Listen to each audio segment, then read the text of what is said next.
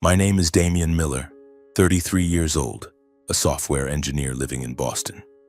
My life, if I had to describe it, is probably a series of quiet, repetitive days filled with computer screens, cold coffee, and autumn streets covered in golden leaves. I'm not the type who enjoys noise or standing out. I like stability, simple things like an evening watching old movies or a hot cup of tea when it's raining. But if there's anything that makes my heart beat faster, it's Claire, the girl who came into my life like a gentle breeze, soft but powerful enough to turn everything upside down. I met Claire 2 years ago at a tech conference in San Francisco. I remember that day clearly. The conference hall was crowded, the stage lights blinding, and I was sitting in the back row, quietly jotting down notes that hardly anyone else cared about. Claire appeared on stage, not as the main speaker, just an assistant introducing a renewable energy project. She wore a white button-up shirt, simple jeans, her hair tied up high, and a smile as bright as sunlight streaming through a window. Her voice was gentle but firm, as if she were telling a story she believed in completely. I don't know why, but I couldn't take my eyes off her. After the conference, I mustered all my courage to talk to her. I'm not great at socializing, so the first thing I said was probably ridiculous. You explained renewable energy really well." Claire laughed, her brown eyes sparkling as if she knew I was trying my hardest not to embarrass myself. "Thanks," she said, "but I bet you didn't understand a thing about wind turbines, did you?" We laughed, and from that moment our story began. Claire is different from me in many ways. I'm quiet, content in my comfort zone, while she's like an open book, always ready to embrace everything.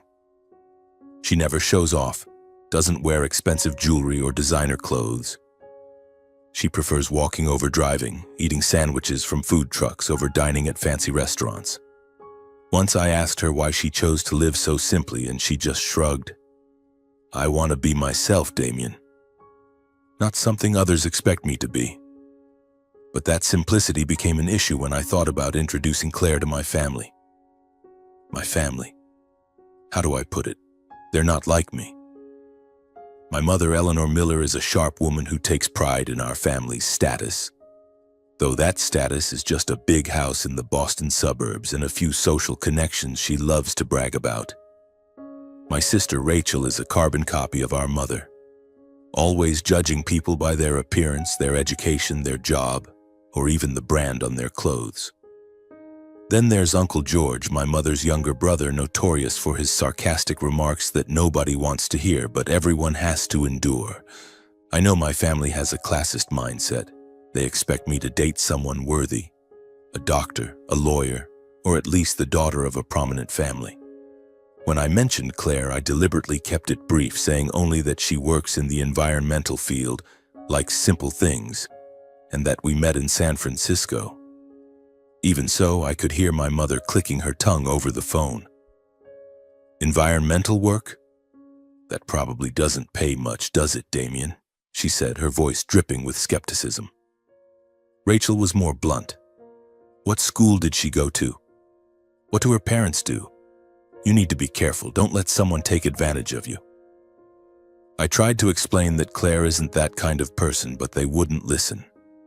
Every conversation left me with a lump in my throat. Claire, unworthy? She's the only person who makes me feel like I can be myself without pretending or trying to please anyone. But I knew bringing Claire home wouldn't be easy. My family would scrutinize her, from the way she dresses to the way she speaks. And that terrified me. One evening, as Claire and I sat on the sofa in my small apartment, I hesitantly asked, "Hey, would you want to come to my place for Thanksgiving?" I tried to keep my voice casual, but inside I was as nervous as if I were facing a major exam. Claire looked up from the book she was reading, her eyes sparkling. "Really? You want me to meet your family?" She smiled, but I could see a hint of worry in her eyes. "I'm not sure they'll like me, Damien. You know, I'm not exactly glamorous." "I don't need you to be glamorous," I said, taking her hand. "I just need you to be you." But deep down, I knew the problem wasn't Claire. It was my family. I'd seen how they treated people who didn't meet their standards. Once Rachel mocked a colleague of mine just because he wore a slightly worn shirt. My mother once refused to invite a friend of mine to a Christmas party because her family doesn't have any notable name. I didn't want Claire to endure those judgmental looks or words, but I couldn't keep putting it off. I wanted them to see Claire, to see how wonderful she is, and to hope, however faintly, that they'd change. Claire nodded, still smiling. "All right, I'll go, but don't worry too much, I can handle it." She said that, but I noticed a slight hesitation when she mentioned her own family. "Don't talk too much about my parents, okay? I just want things to be simple." I agreed, but a sense of unease stirred in me. In the days leading up to Thanksgiving, I called my mother, Rachel, and even Uncle George, trying to prepare them. "Mom, Claire's amazing. Please don't ask her weird questions, okay?" I practically begged over the phone. My mother chuckled, her voice sweet but laced with sarcasm. "Oh, Damien, I just want to know who this girl is. Why so nervous?" Rachel was more direct.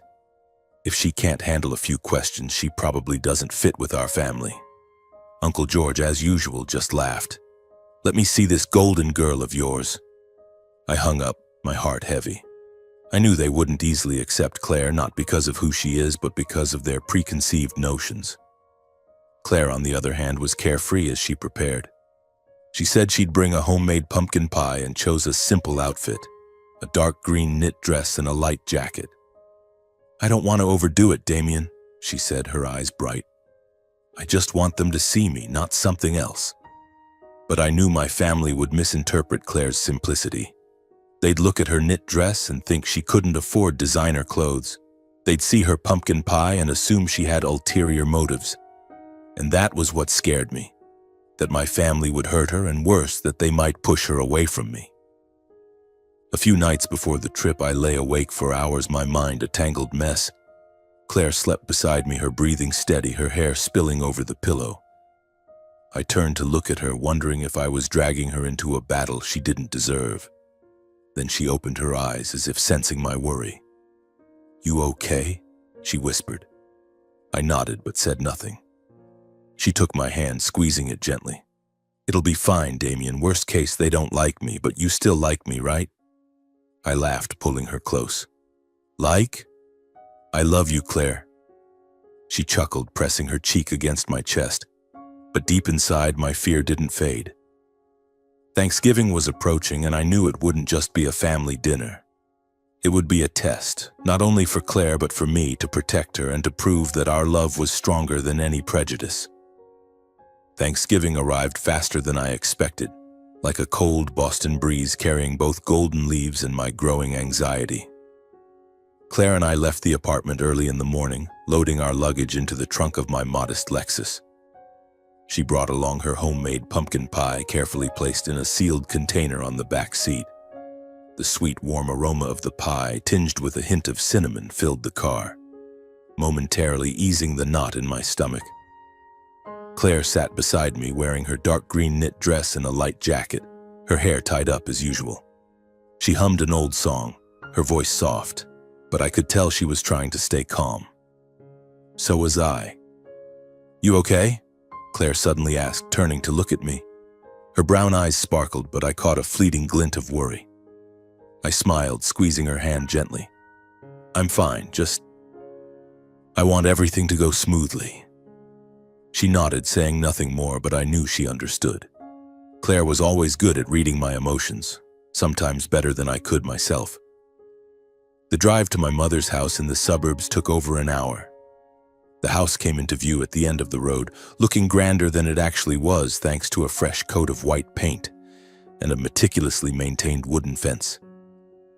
My mother had always taken pride in this house, as if it were proof of our family's status.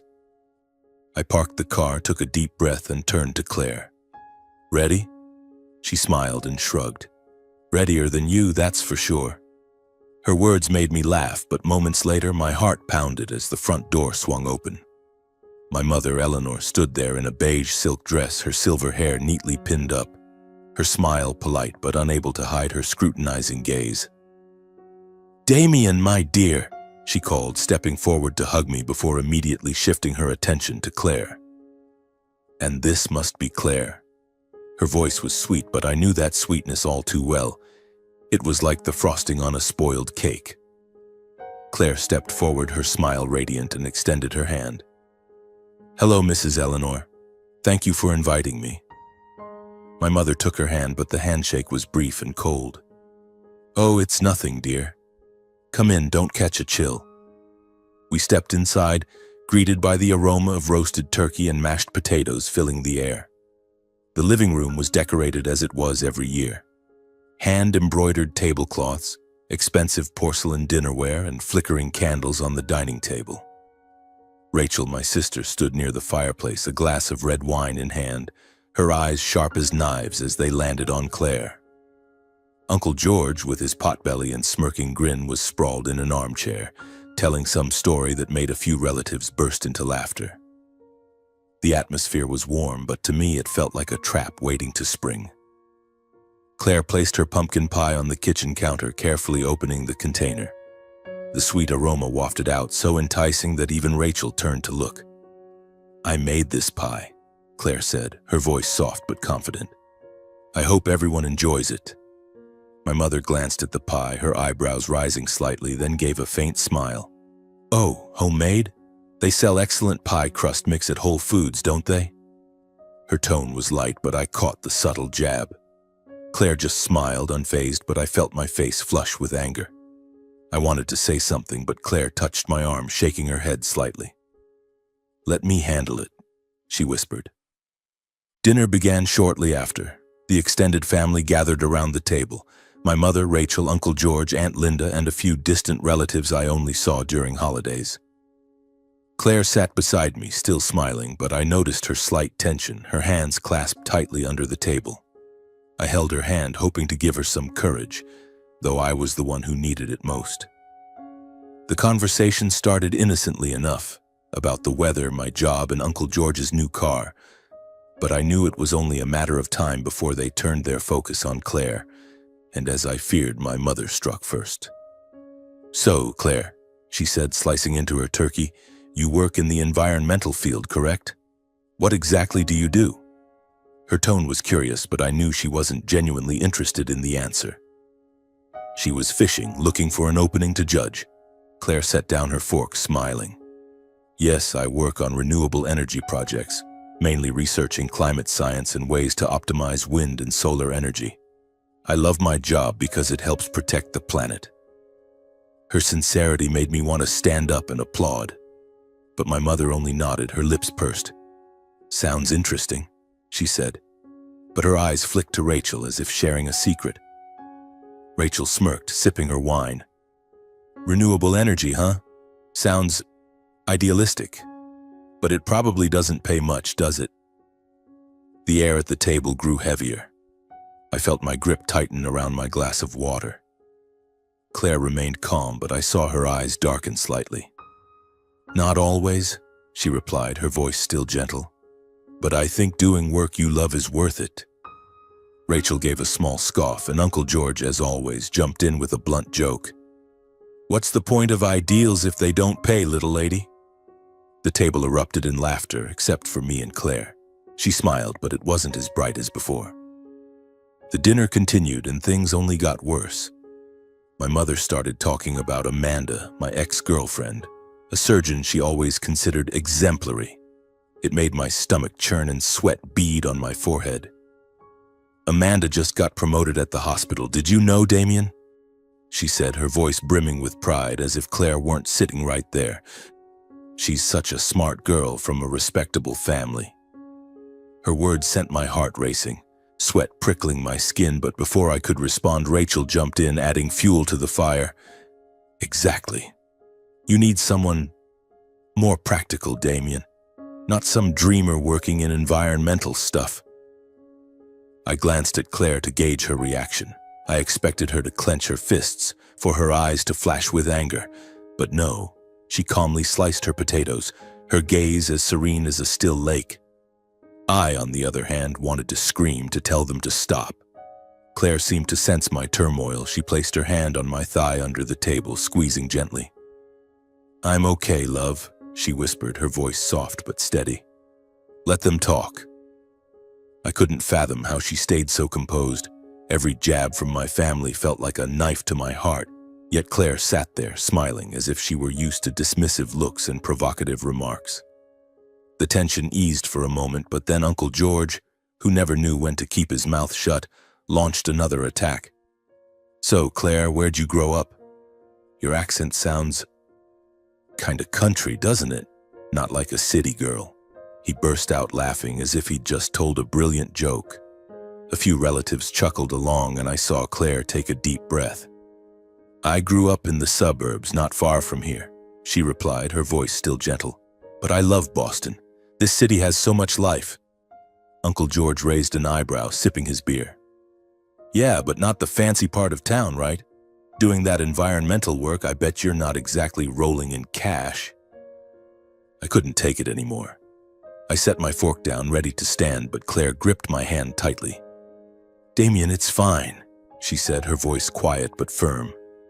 I looked into her eyes and saw a strength I hadn't fully noticed before, but inside my anger was boiling. I knew my family was wrong, judging Claire just because she didn't flaunt wealth, wear designer clothes, or drive a luxury car. What hurt most was that I couldn't protect her, couldn't make them stop. The dinner dragged on, each minute feeling like a century. My mother kept talking about Amanda, about girls who know their worth. Rachel relentlessly probed Claire with invasive questions. "What school did you go to? What do your parents do? Anyone in your family notable?" Claire answered briefly, tactfully, but I could see her eyes dimming, as if she were holding something back. I gripped her hand under the table, hoping she could feel that I was there, that I didn't agree with them. The breaking point came when Uncle George, tipsy from his drinks, blurted out, "Hey, Claire, you're here to score a golden ticket, right? This family's not a bad one to latch onto." The table erupted in laughter, as if it were the funniest thing said all day. I saw Claire's face stiffen just for a moment before she smiled again. But this time, her smile wasn't warm. It was cold, like she was hiding a storm inside. I couldn't hold back any longer.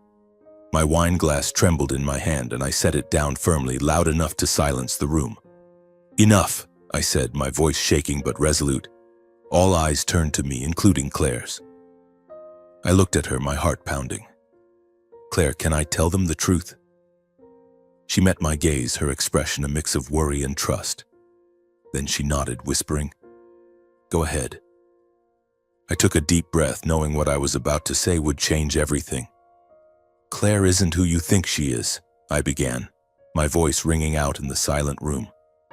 "She's the only daughter of William R. Hamilton, CEO of Hamilton Energy, a $6.2 billion renewable energy corporation. She could have shown up here in a Rolls-Royce, a Ferrari, or even her family's private jet, but she chose to come in my beat-up car. She could buy this house, this entire neighborhood, but instead she brought a homemade pumpkin pie because she wanted to be accepted as an ordinary person." The room fell deathly silent.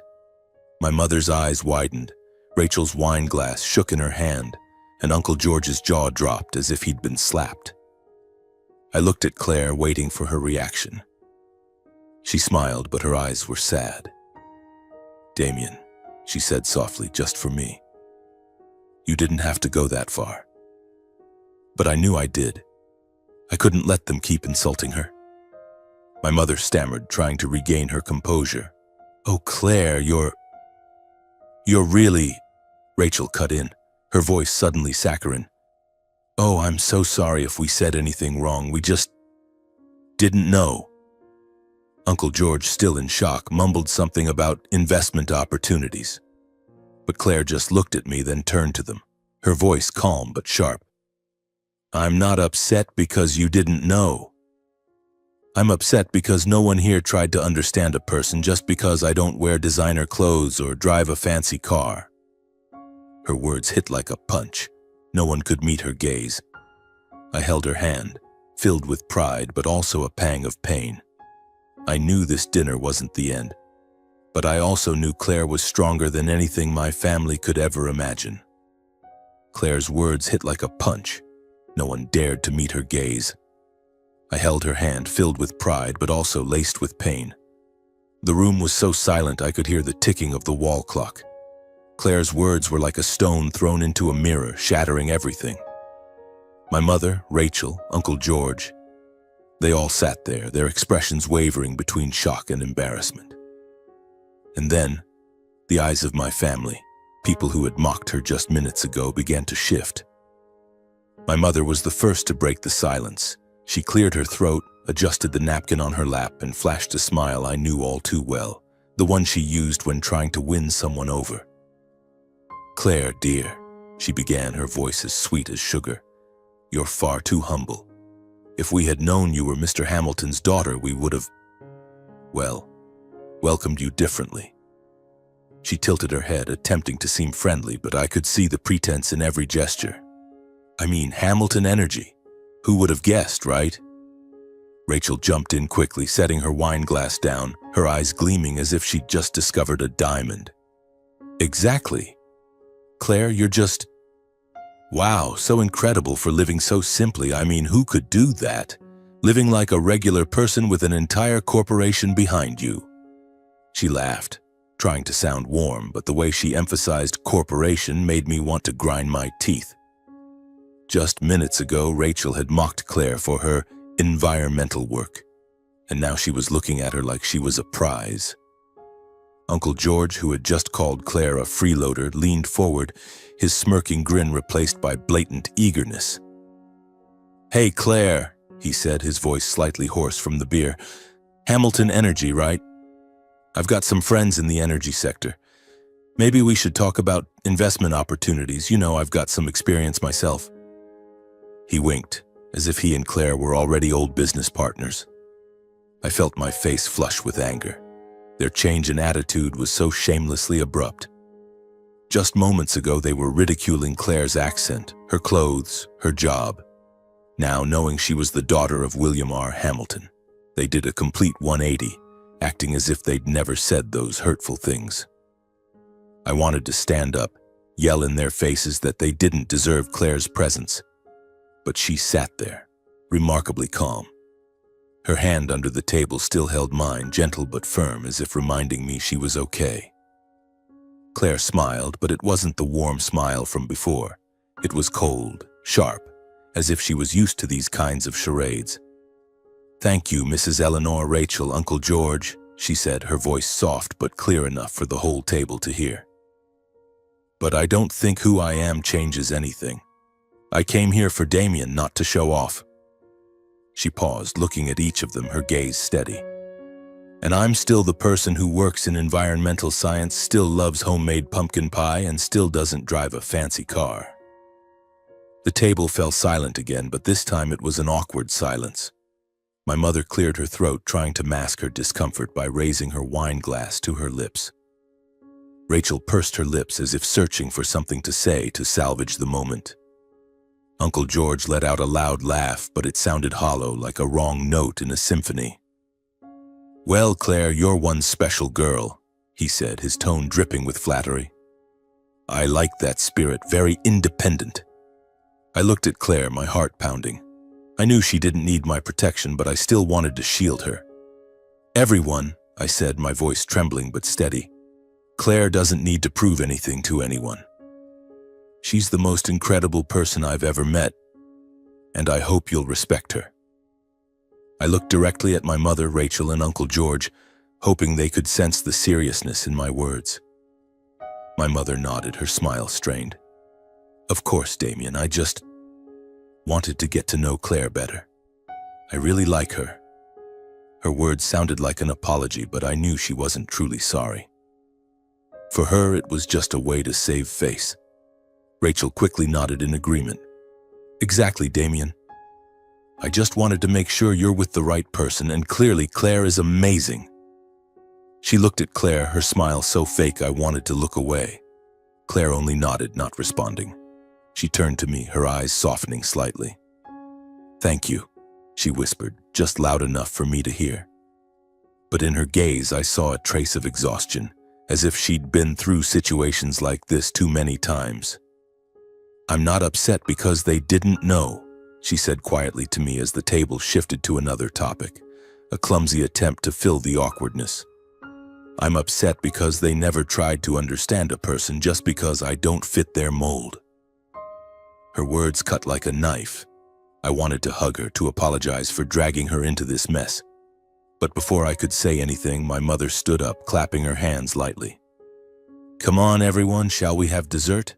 Claire, your pumpkin pie is sure to be the highlight." Her voice was cheerful, but I saw her eyes flicker over Claire as if reassessing her. Rachel and Uncle George quickly chimed in, praising the pie they had mocked just minutes earlier. Claire stood up, brought out the pie, and cut it into slices with her usual care. Everyone took a piece, their mouths full of compliments. "Absolutely delicious, Claire. You're so talented. You have to give me this recipe." But I knew those praises weren't genuine. They were trying to make up for their behavior, to win her favor, not because they truly appreciated her, but because they now knew who she was, or rather what her family had. I watched Claire, seeing her smile at everyone. But I knew she was enduring, not just the earlier jabs, but the hypocrisy unfolding before her eyes. The dinner ended in an awkward atmosphere. My mother invited Claire to stay and chat. Rachel asked about her environmental projects with feigned interest, and Uncle George kept bringing up business connections with Hamilton Energy. Claire responded politely, but I knew she was only doing it for me. When we finally left the house, Claire hugged my mother, shook hands with Rachel and Uncle George, her smile still in place.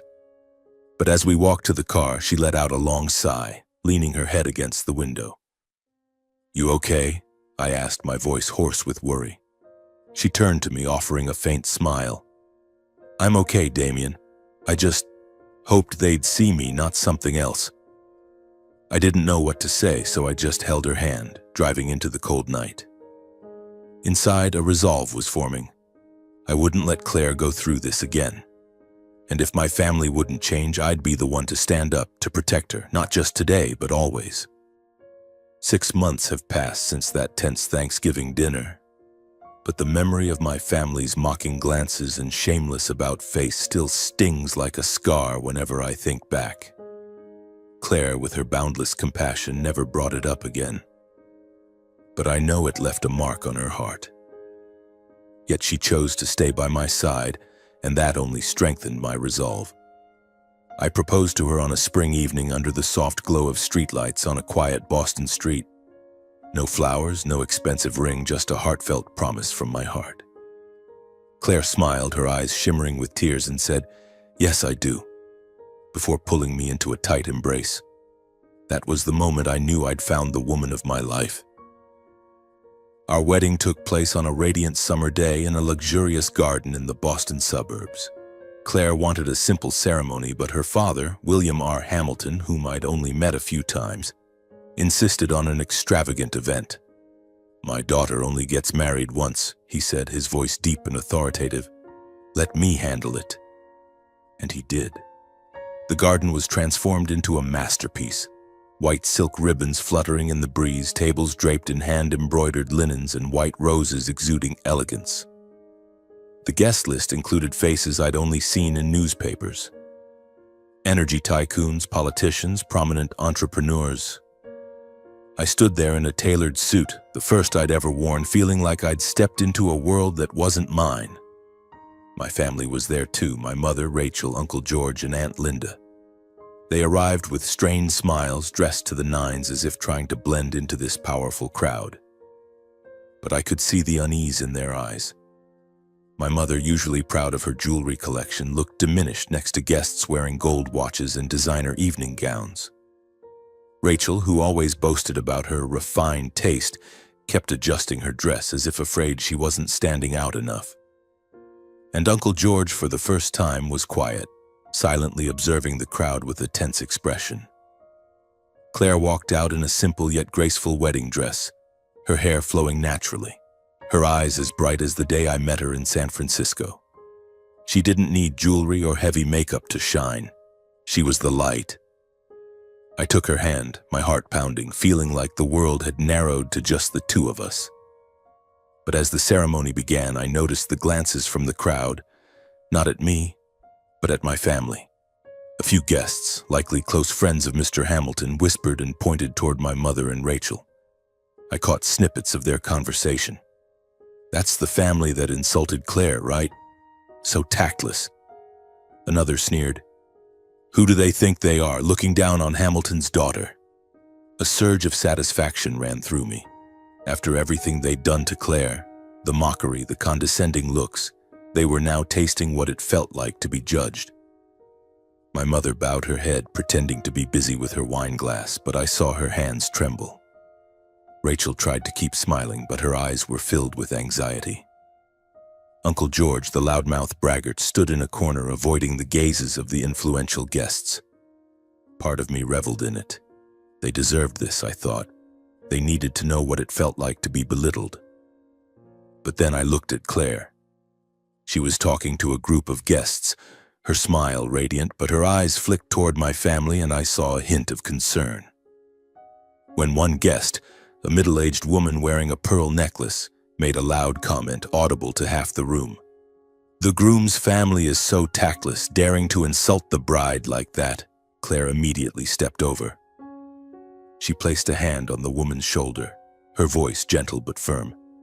"Aunt Margaret, thank you for your concern, but that's Damien's family, and I'd appreciate it if everyone respected them. Today is a joyful day. Let's focus on that, okay?" The room fell silent for a moment. The woman nodded awkwardly and the whispers stopped. I looked at Claire, my heart tightening.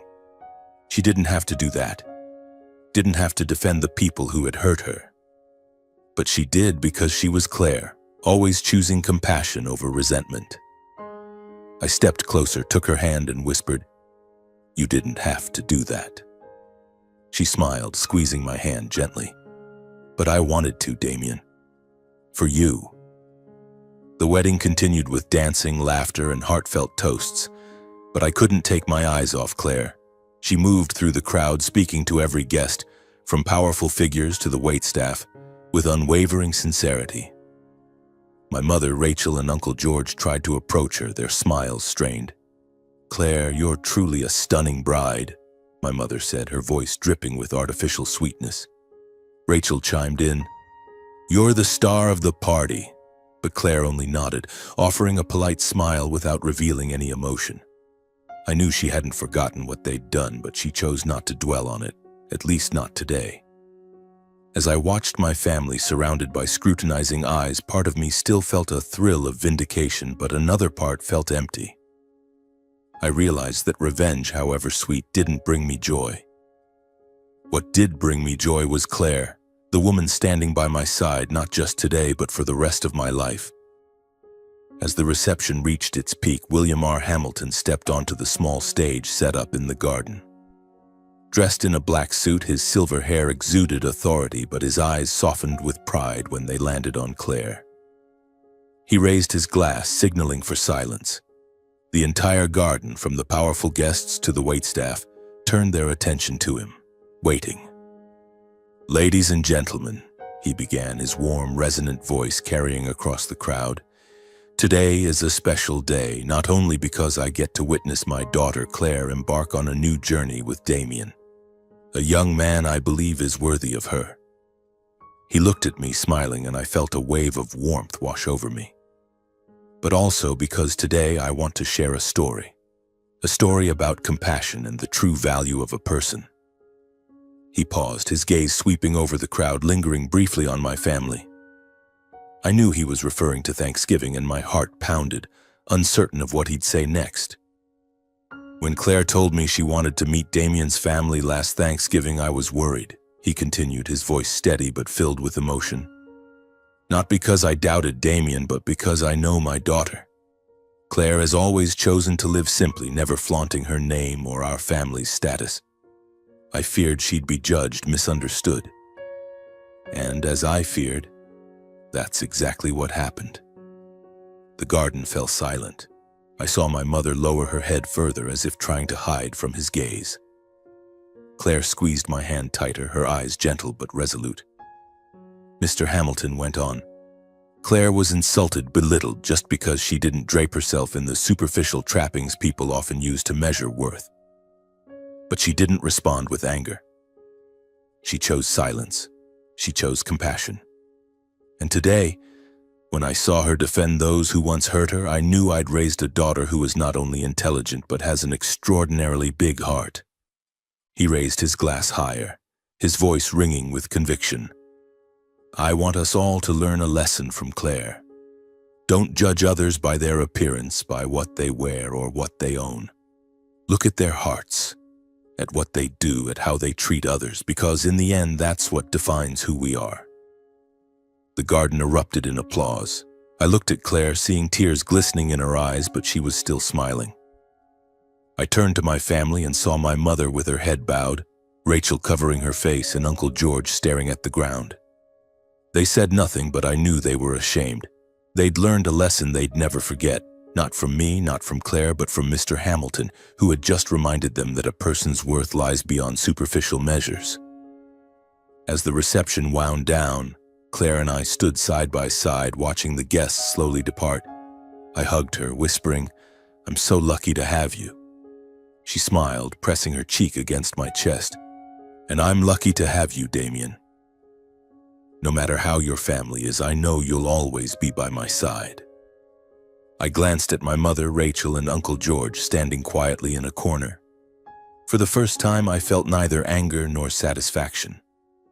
I only felt pity for them. People who had let prejudice blind them, but now, thanks to Claire and her father, had a chance to reflect on themselves. I held Claire's hand, stepping into our future, knowing that with her by my side, I could face anything.